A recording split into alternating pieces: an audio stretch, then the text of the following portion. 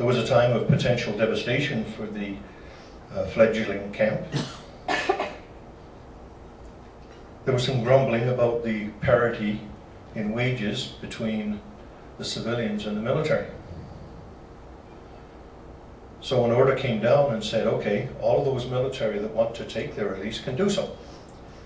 And then we'll hire them back as civilians. The military population of the base was devastated. Decimated.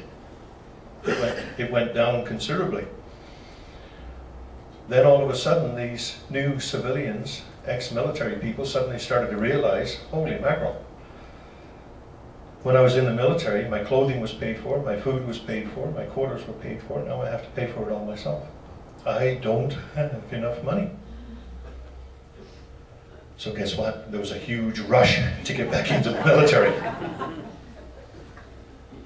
And they were accepted with open arms.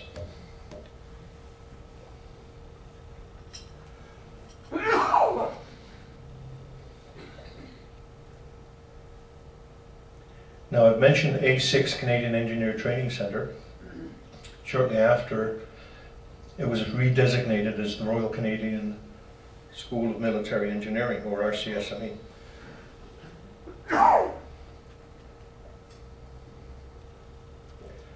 It became what is known as the home of the engineers, and that carried on for 52 years. They have since declared that the home of the engineers is wherever the Canadian Forces School of Military Engineering is. So now that is Gagetown.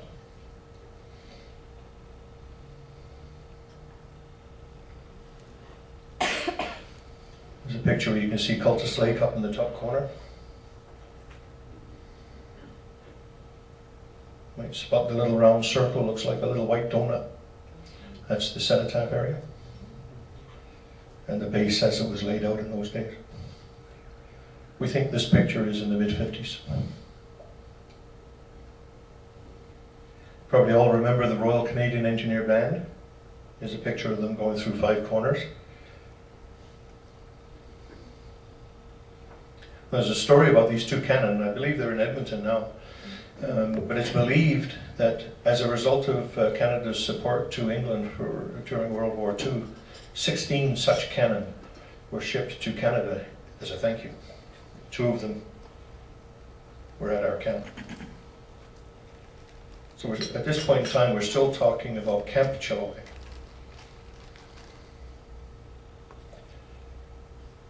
It then became CFB Chilliwack when we had unification in the 60s. You know, unification was not very popular with those of us that were in the military because it brought the Army, Navy, and Air Force all under one uniform. They brought all of the camps became base property, and anybody could serve as the base commander or the regimental sergeant major or the base commander or base sergeant major. You all remember the big log that was at the front gate?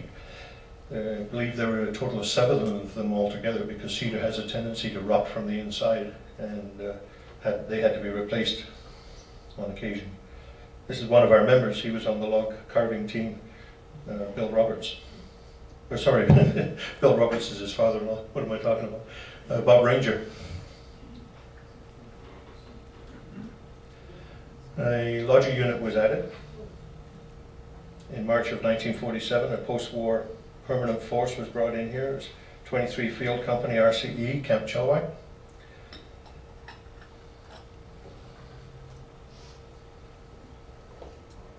When the integration took place, I mentioned it brought the Navy, Army, and the Air Force under one uniform. That took place in April of '66, so CFB replaced Camp, and RCSME became CFSME, which stood for Canadian Forces School of Military Engineering. Excuse me, what's the lodging unit? A lodging unit is one that is administrated by the camp or the base that it's attached to, but that is all. It's its own entity. You probably remember it as 1 Combat Engineer Regiment when it left. It went through several names, starting out as 23 Field, 5-7, then 3 Field Squadron, and then 1 Combat Engineer Regiment.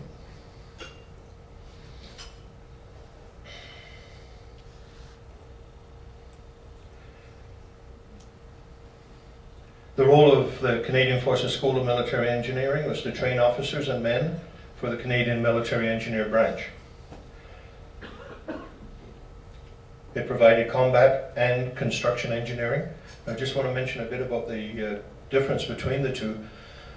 The combat engineers were the ones that went into the front lines. Now, some of the construction engineers did also, but predominantly they were used for providing infrastructure. And the combat engineers did the mine warfare and the roads building and that kind of thing. This is the base headquarters. It was known as Building 39 at the time. And of course it was one of the most beautiful bases, especially around the April time frame.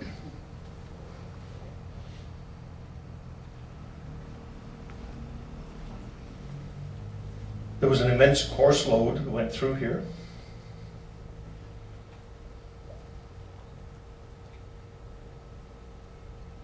A lot of instructors. And I found that there was never enough instructors. They were just terribly, terribly overworked.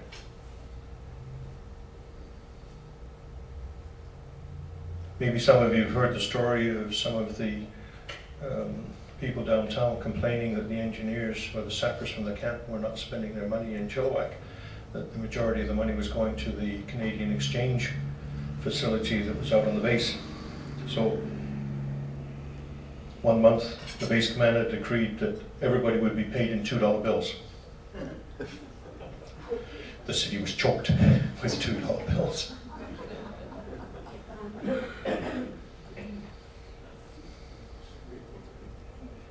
Now the P&Qs were actually begun in 1946, and this is what the area looked like in the 50s.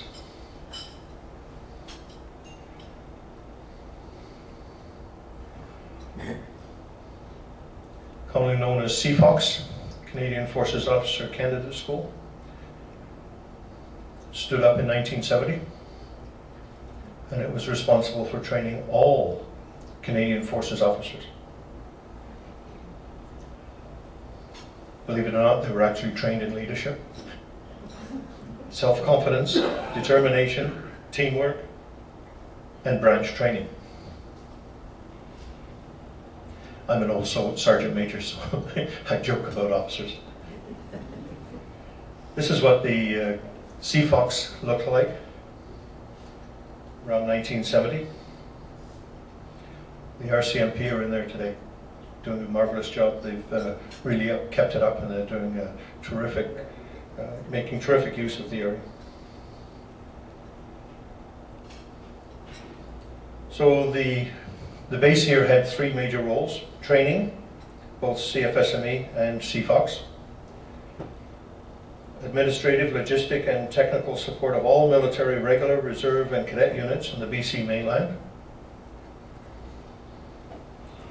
conduct of operations and assistance of the civil authorities as required. You all remember the floods that we've had here in Chilliwack. That was part of what they did.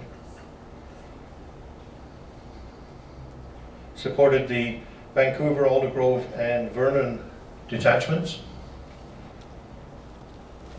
So the weight of the world was truly on their shoulders. Just pause for a moment while we change discs here.